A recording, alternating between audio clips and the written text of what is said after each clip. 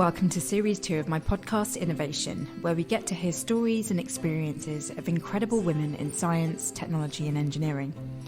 Not only will you get insights into some fascinating innovations, but you may also even relate to their stories, especially if you're a little unconventional or non-conforming. As with all science and technology, what these women do for a living has a real impact on all of our lives, and we often don't realise it. But here on Innervation, I'm also giving women a platform for them to be heard and for us to be inspired and uplifted by what they've learned along their life journeys, both personally and professionally. This week, I talked to Samantha McGowan, an electrical and electronics engineer. I'm Sam McGowan, and I have just finished my degree apprenticeship in electrical and electronic engineering, and I work in the emergency power sector, making battery backup systems and backup generators for critical organisations and businesses, and ensuring they have continuous power all the time. Wow, so that's some profession you've got going on there. How did you choose something so specialist for you? The truth is, it was more of a happy accident. So I started a higher apprenticeship at 18, and basically at 18 I'd done my A-levels and I was doing well in them and I was predicted good grades, but I really hated the full-time academic life. It really wasn't for me. I didn't like revising or exams or anything like that, and I was sort of ready to be in the world of work. I felt like that's the next step I wanted to do. And the subjects that I'd enjoyed at school was maths in particular. And that's my sort of specialist, nerdy sort of, I like maths.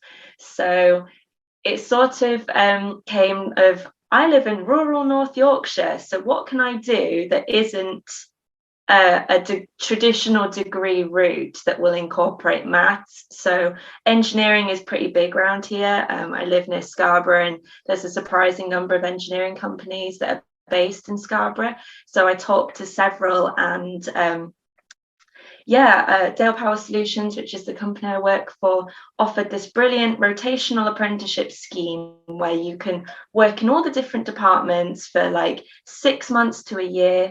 And then sort of when you find one that suits you, you can like settle down into that, or essentially choose the department you work in. And so I was like, I'm a teenager. I don't really know a lot about the world of work. Engineering isn't really explained very well to people. You don't really know what it is.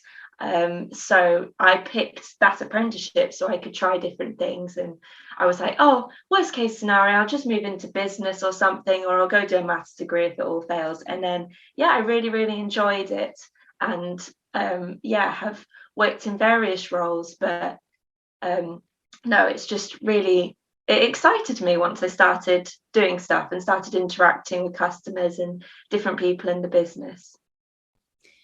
You know, we live in a world where many of us are really pushed into academia because there's this huge fear that without a degree or higher qualifications, that we're not going to get good jobs at the end of it.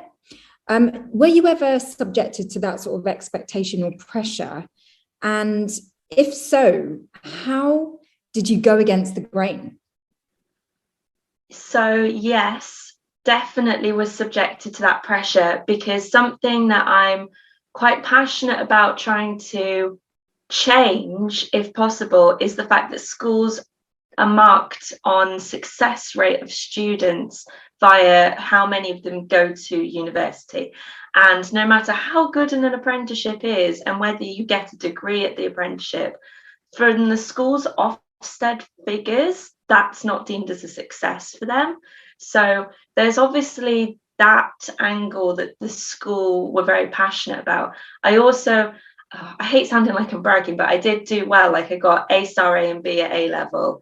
Oh, wow. So, and they'd put me up for, I'd got into like Cambridge summer schools and stuff like that the school had put me up for and things. So the concept to them of me not wanting to go to university was like, what? But the truth was that doing my A-levels had a massive effect on my mental health, and I was not in a position mentally to face another 3 years where I felt that my future was being determined by a letter or number at the end of each year on a piece of paper. And I hated that concept, because if I did fail, and it sounded so stupid to the school because I was good at exams, like I did well, like why would I worry about failing? But to me, it's like, oh my goodness, if I did fail, it's like the end of everything. I won't get a good job. So I knew mentally that was the main thing that made me kick against the grain, was that I didn't want to ruin my mental health anymore. I wanted to get into work. My sister had got a apprenticeship at 16, and she's a year younger than me, so she'd gone through this process first, and so through her I'd seen, oh no, it's not just the people who can't get into uni that do apprenticeships, like there's actually good opportunities. And I saw how she was more supported and encouraged by people around her, and if you make a mistake you can explain it in the world of work, whereas if you make a mistake in an exam you can't go, oh but I thought this, and they don't accept that. So that was why I decided to do that. And eventually, when the school invited different places in for careers fairs, and both me and my sister went back to our old school to sort of talk about what we did, they suddenly realised, and thankfully they've had a big change of approach as to how they tackle future students who don't want to go to university. So. Well, that is so encouraging to think that you've made a change in perspectives on apprenticeships. I've talked to a few apprentices recently, and I just can't get over how smart you guys are, because, you're thinking about your futures. And when I put myself in your shoes at that age, I just wasn't thinking so far ahead. And it's so smart to kind of connect the dot that says university is there so that we can get good jobs. I just never made that connection. I was all about getting those grades. And I never once thought about the application of what I was learning to the world of work. And it's just so forward thinking of you. So tell me about your apprenticeship. Like, what's the actual structure? What are the actual logistics? So I got my apprenticeship I submitted my CV, which was, I look back on it now and it's very funny to think about the things that were on there. I'd done no work before. I'd never even had a paper round. So it was made up of like DIY that I'd done with my parents and things like that. And we talked to a college where you go for your day release training, and they'd submitted my CV around all these different companies. And then you sort of go and interview-ish, not really interview. I think a lot of places that take on apprentices are used to the fact that they've got this like 16 to 18-year-old group that have never interviewed for anything, are really shy, terrified, because that school don't really want you to be doing this route. So I went on a few tours of the workplaces, and they were more like discussions with whoever would look after apprentices. And so I chose my one at Dales, because they were really nice. And they also, I have to say, a big impact was that they had other female engineering apprentices there. There aren't very many at all, but for some reason Dale Power Solutions, maybe it was like a chain effect.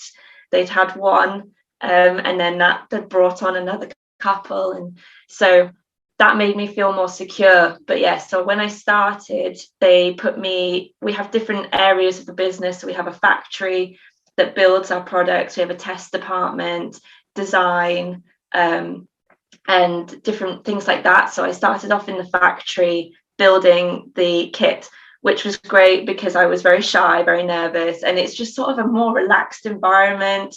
All the guys in the factory were there to like support you, and you just sort of like learn how to deal with a 9 to 5 or an 8 to 5 working week, which is so much more intense than school where you're doing 9 till 3. I was so tired on like my first 2 months of work.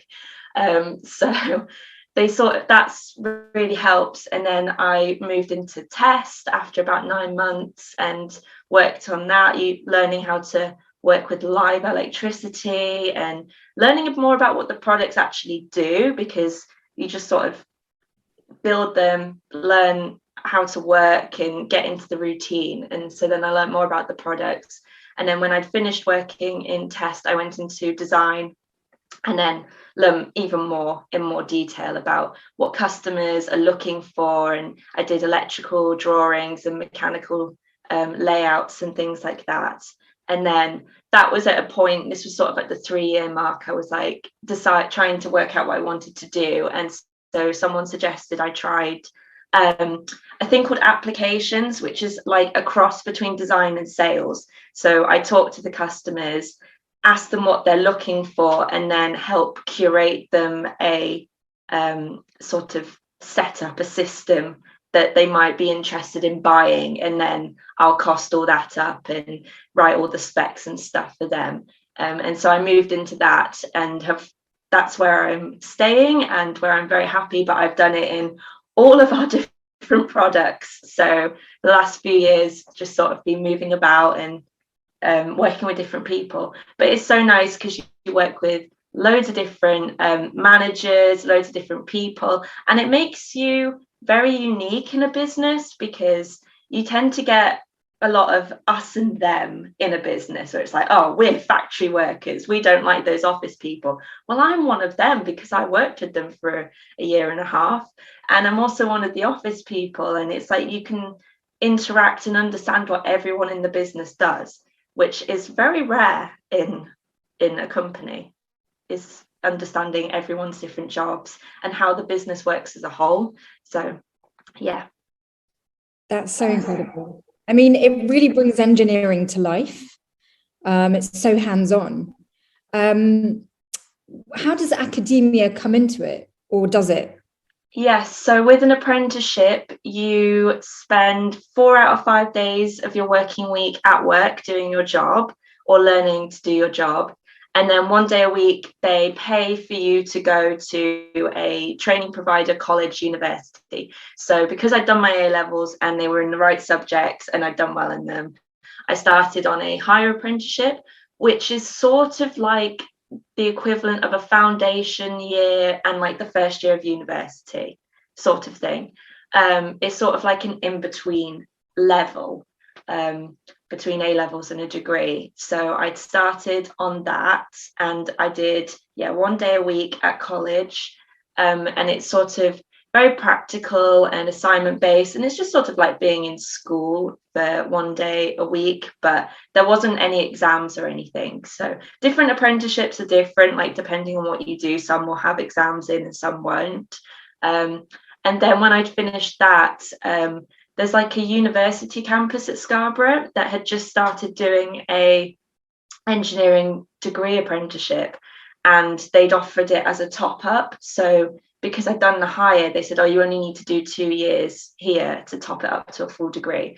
And so I decided that I could manage 2 years. University was still a pretty scary concept to me at the time, because it was like, no, I don't do exams. I don't like it. It's fine. But I was like, 2 years, I can manage 2 years. So yeah, I decided to do that. And then the pandemic hit. So we ended up doing it all from home and online, which is a completely new experience. But yes, that was 1 day a week. It's intense. I would never say that apprenticeships are like what everyone should do, and they're definitely not the easy route. Like I didn't pay for any of my university, and I got paid whilst I'm at university, and that's fantastic. It's allowed me to buy my own house by myself. At 23 I bought this place, so it's like that's like the massive plus. But I was doing a week's worth of lectures every Wednesday, so it was like 8 till 6 solid lectures at university, plus university's not, you don't get a degree by just going to lectures. You kind of have to do like work outside. So my evenings and weekends would get taken over for, you know, the 8-week blocks that each module would be. So it's very intense, plus you're doing your job. And by this point, I'd worked at the company long enough that I'm an active person in the business. Like, I can't say, oh, I need time off work to do my degree, although they were very kind when it came to the dissertation, and they allowed me a little bit of extra time during work hours to try and write that and submit that. It's very full on. But you know something, what I've really observed about all apprentices is just the level of maturity, because I think you're juggling so much that it really makes you grow up very fast. Yeah, definitely. I think being in the workplace as well, and you're surrounded by all these people who have their own cars and a manager, you get money. And this is something that, like, when you first start, you're like, yes, I'm going to go on all these amazing holidays. And then you realize that, especially because I was living at home for the first 5 years or whatever, like, I can go on as many holidays as I want, and I'm not going to spend all my wages. Like, what am I going to spend this money on? I've suddenly got this responsibility. My first wage packet was more money than I'd ever earned in my entire life added together. Like, so you suddenly have like, oh, well, what do I want to do with it? Like, you kind of need you get a bit of responsibility. It's like, do I want a car? Do I want to put a house deposit together? What do I want to do? And yeah, I think because you're mixing with other people who have their own houses and families and, you know, other things, that it makes you start thinking about it. Yeah, because all my friends who went to university are like shocked that I own my own property, but all of my apprentice friends, I was the last one to get a house. Like, I was pretty slow on the house train. So it's two completely different worlds, really. Oh, it's just so impressive and so cool. Tell me more about what you're doing in the energy sector then. So as a business, we specialize in backup power. So we make backup generators, which most people understand what a generator is, you know, big engine that burns diesel to make electricity, but they take time to switch on. So in a power cut, if you're in somewhere that handles data, that time between the power going off in a power cut and a diesel generator starting up is critical. You can get people swooping in and stealing data, and massive security problems or massive computer glitches. So we also make UPS systems, uninterruptible power supplies, and they're battery backup, and they are designed to bring the power back within a millionth of a second. So we make them, so we do a lot for data centers. Hospitals are a big customer, because if the power goes off in a hospital, it's pretty disastrous. But then also, like, I like to think there's like a hidden world for engineers. There's a lot of stuff that not like you don't think about as a normal person.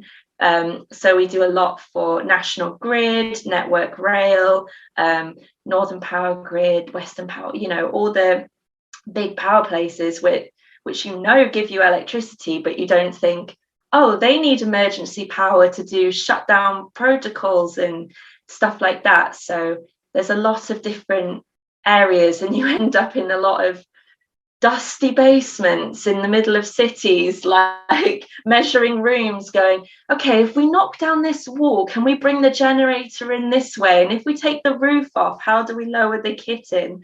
And stuff like that. So it's sort of like a hidden underground world of emergency power. Wow. Like, what is your typical week like at work?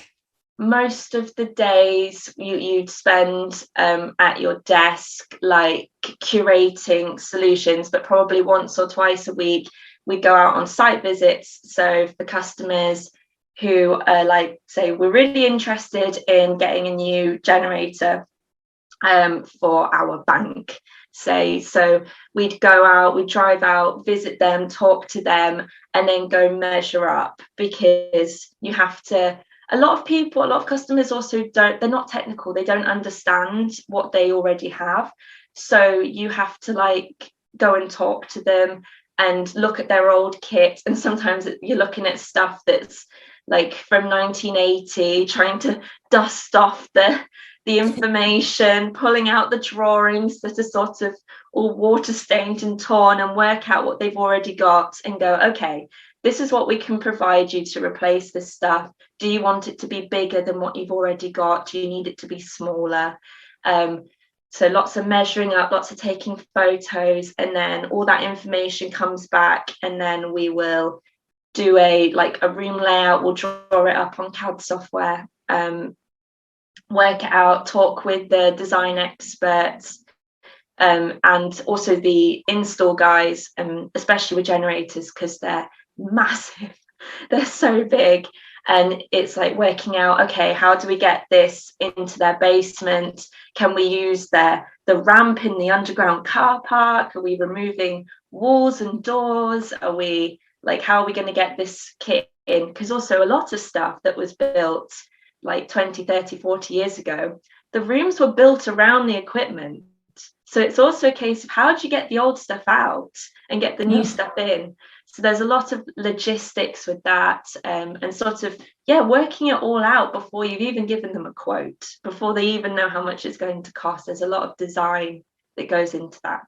So that the site visits would normally be like maybe one day a week, and then you're figuring everything out, putting together your proposal and talking with the customers and things like that. So do you have to sort of like put PPE on and yes. Look like a stereotypical engineer? Yes, very much so. And different customers have different rules on what you have to wear.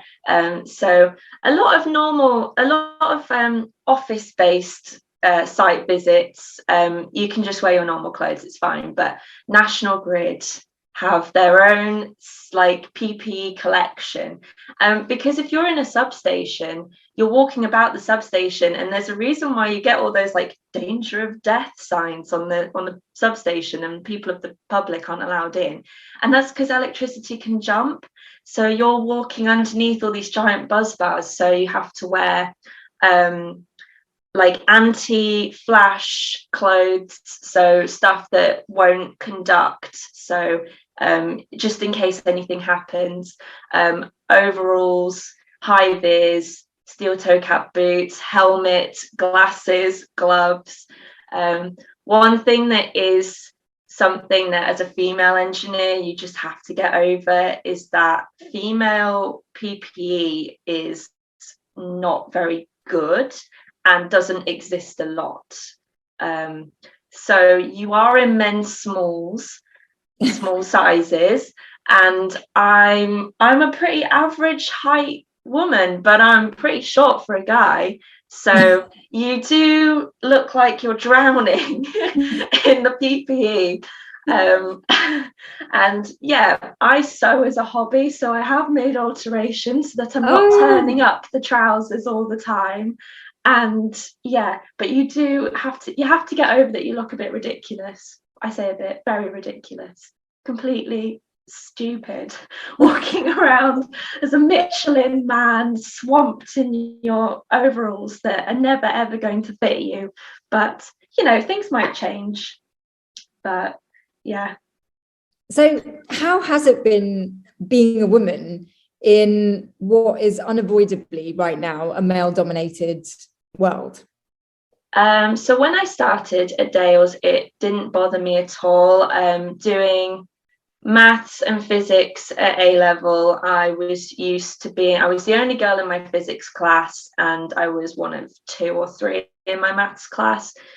So I expected it. And like I said, I picked Dales because they had other female apprentices my age. There was a couple in engineering, but they also took on people in like accounts, and the more business side had other girls my age.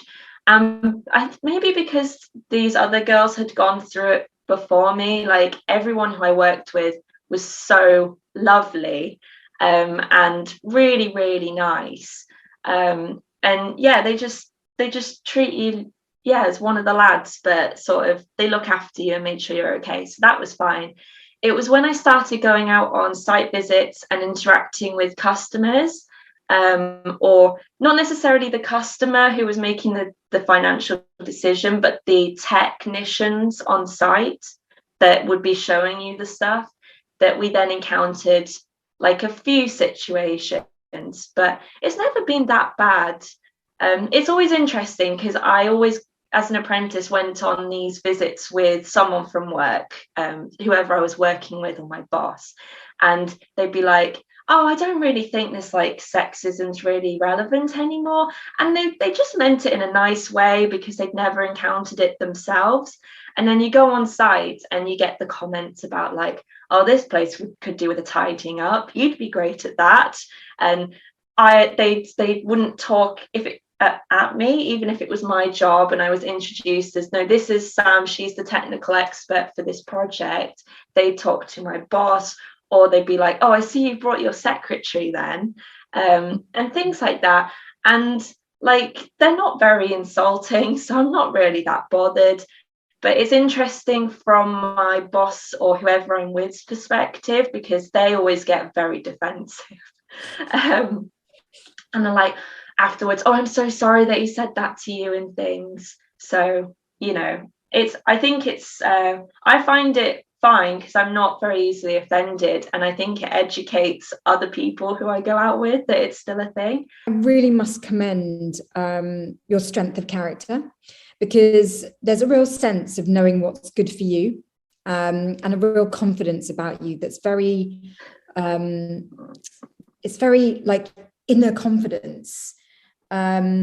It's not showy. It's just a really true sense of you wanting to apply your interests and your talents and your skills. And it's so inspiring to hear you talk about just your approach to being female in a very male-dominated world. And I also must say that the company you're working for just sounds so incredible, like so supportive and lovely.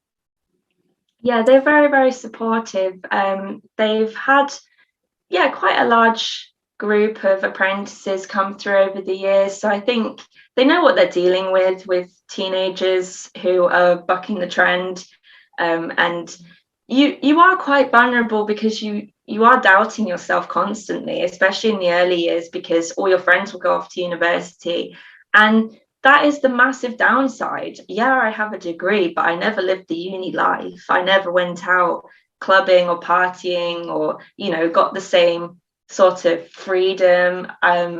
Like they all moved out and went to live in student houses and stuff. I was still living with mum and dad in a Yorkshire village, like, and going to work, and didn't get the same holidays as they did. And you know, it makes it hard because also a lot of your friends will move to different universities that are further away for the adventure. So you sort of are isolating yourself from a lot of the friends of your own age. So I think work understood that because they've had quite so many. And so there's like a really nice apprentice community. And yeah, they were just really supportive and really, really nice. But from the confidence thing, I think I'm just very lucky. My parents are just amazing. Neither of them went to university, but they're very hands-on, practical people. My mum built my dad's garage, learning to bricklay off the next door neighbour, sort of thing. So they've never made any of us kids feel like we couldn't not do something if we wanted to. They were always very keen on us to have maybe realistic job ideas, but they were always very supportive and would support us down any route that we wanted to go down. So I never felt that as a woman I wouldn't be able to do the hands-on stuff because I'd got such a good role model with my mum and dad. So yeah, it didn't really bother me that much. So, and I knew I could do the maths, like that was the thing I was confident in.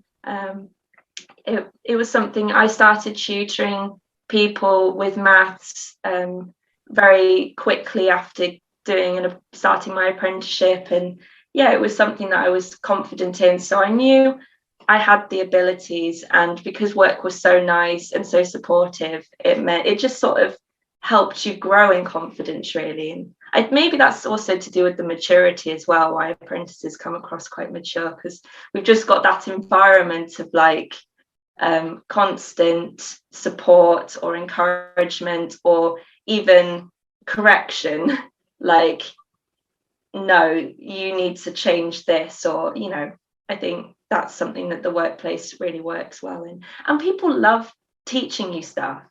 You know, if anyone comes up to you and says, oh, I'd really love you to help me with this, of course you're going to be flattered. So everyone at work who you as an apprentice are like, oh, I'm really stuck, I don't understand, could you please help me with this? They're like, yes, of course, I'll just ignore what I need to do and help you, because you know, makes you feel good. So yeah.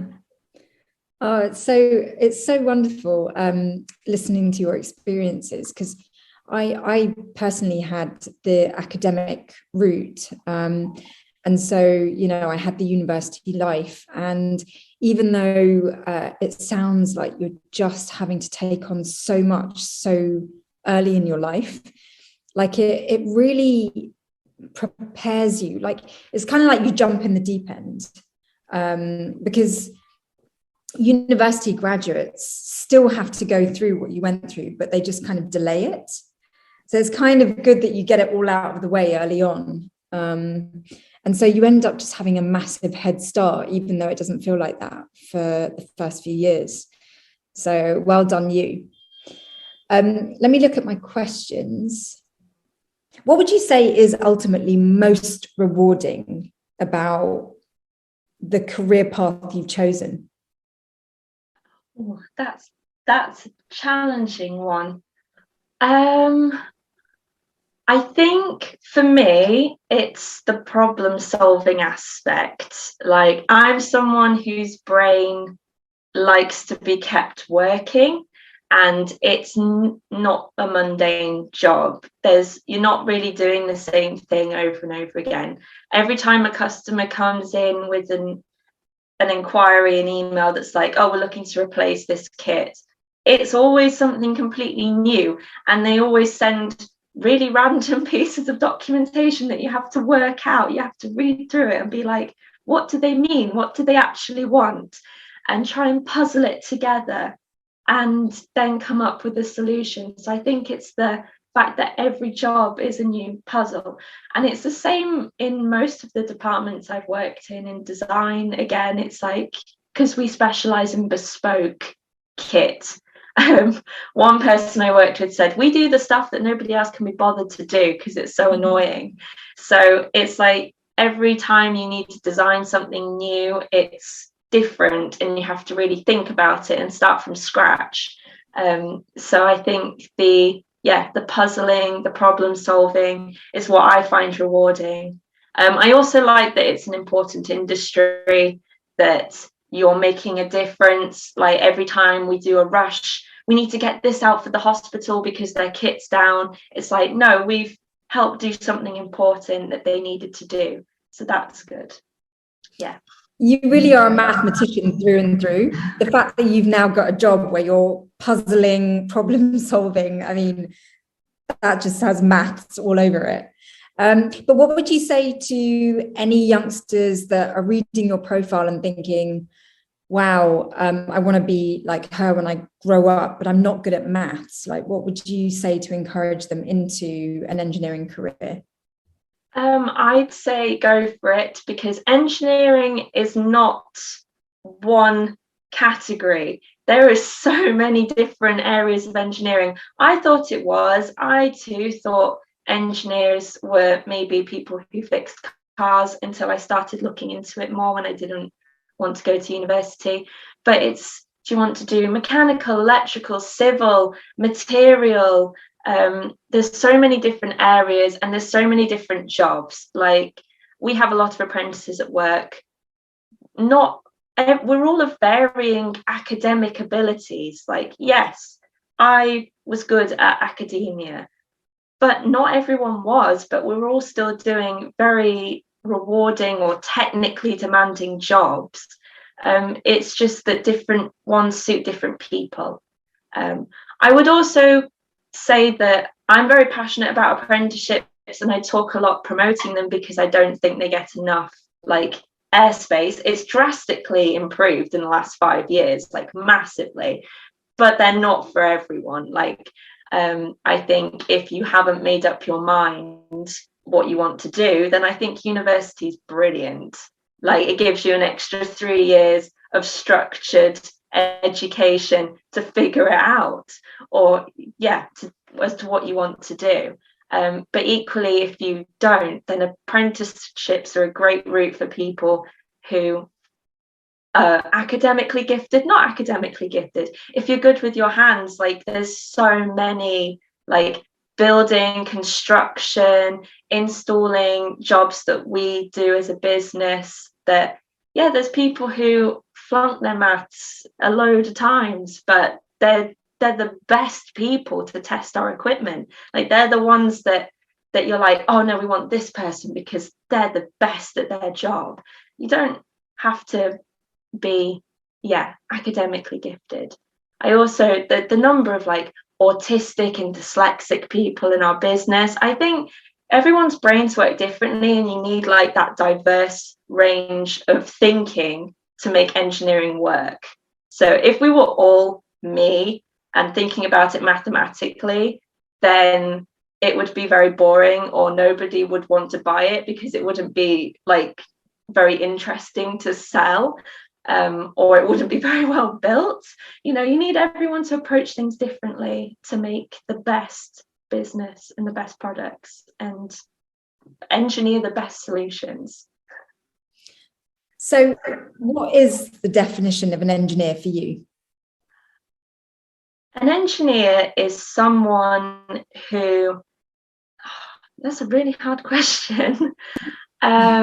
Is someone who solves problems, who designs, builds, maintains, looks after things that we use every day, or things that we need in our life.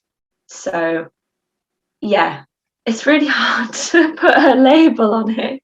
It's so important, because if you as an engineer can define it, it means that people that don't know anything about engineering can try and figure out whether it's for them. Everything in the world has been engineered. So anything that is a product that you can touch, that has been made, man-made, has been engineered. So an engineer is anyone who has been involved in the concept, design, build, test, installation of anything, of any of those things. So that's why I'm like, engineering is not one topic. How can you like put one label on all of those different jobs?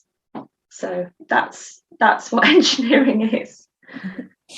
And final question, for any young girls who just, you know, see you and just think, yeah, but you know, I'm not really kind of good at maths, or there's just too many men in the industry. Like, what advice would you give any young girls that will kind of just boost them and kind of just take that extra step into engineering? There are never going to be more women in the industry unless they decide to do it, unless they decide to give it a go. And men aren't actually that scary. Most of them, from my experience, have been very lovely. And engineers, especially technical people, they appreciate brains. They appreciate things you can contribute. Like if they have any misconceived ideas about you going into it, as soon as you solve a problem, as soon as you do something in your job, then they're like, oh yeah, well actually, yeah, no, you're different, we like you, or whatever.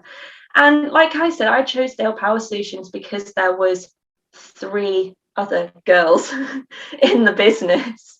So no women are going to be engineers unless someone makes that decision. As to whether you're good at maths or not, that doesn't matter. Like, it's a very diverse industry. And at the end of the day, if you give it a go and don't like it, you can just change your mind. You can do something different. Like, I could back out at any point and go and get a student loan and do a degree traditionally in something completely different. So it's not a decision that you're making for the rest of your life. It's something that you're giving a try.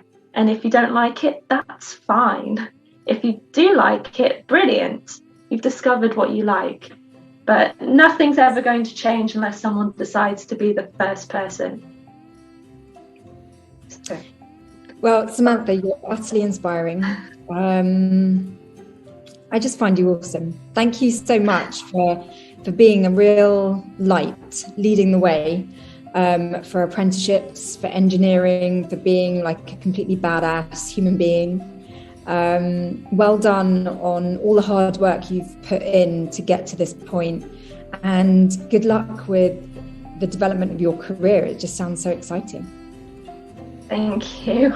But I get all embarrassed. I wouldn't call myself inspiring. I'm a normal person who went to a very normal school, who didn't really know she existed, and then just decided to do something a bit different. So it's, yeah, anyone can do that.